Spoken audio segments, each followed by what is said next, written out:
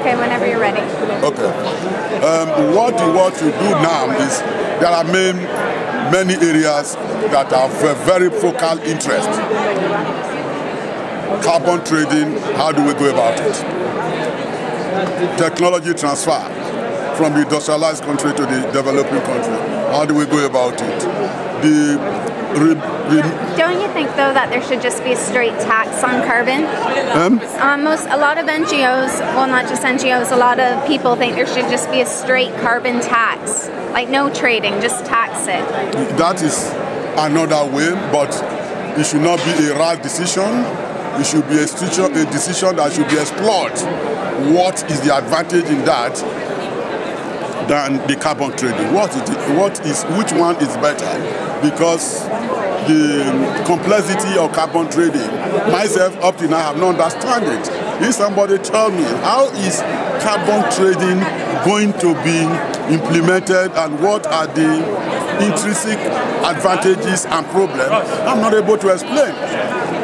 The same thing when you are talking of just ordinary tax. What does it look like? And let it reach the ordinary people at the grassroots. So, which is why there is a need for awareness campaign through seminars, through workshops, not at government level, not at the level of intellectual sub-studies. No, the ordinary people who are going to feel the impact of climate change. They are not fools, they are intelligent, but they didn't have the opportunity.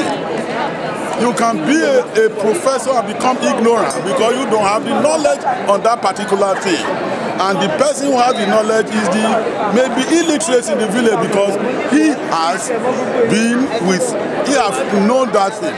So you are ignorant in a subject you have not learned. Do you think that money makes people less creative? Do you think that money makes people less creative?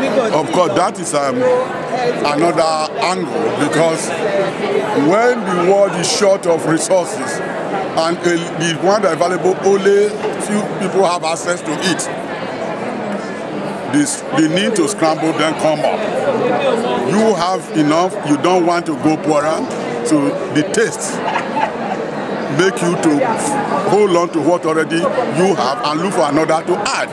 So the money has created problem of its own, which we are thinking to that through climate change, the world can have a common global policy on issue of poverty. The world population is just barely 6 billion people. We can get a means of livelihood for every citizen.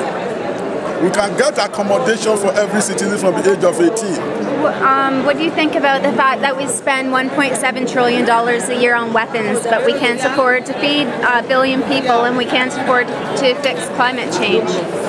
I'm quite convinced that it's a good beginning if you have something of that amount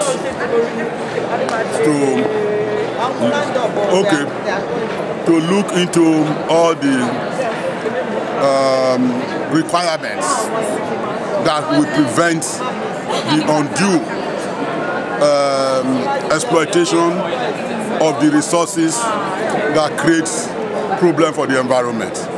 If you have housing for people, people have work to do, people have education that will not be a burden to their parents.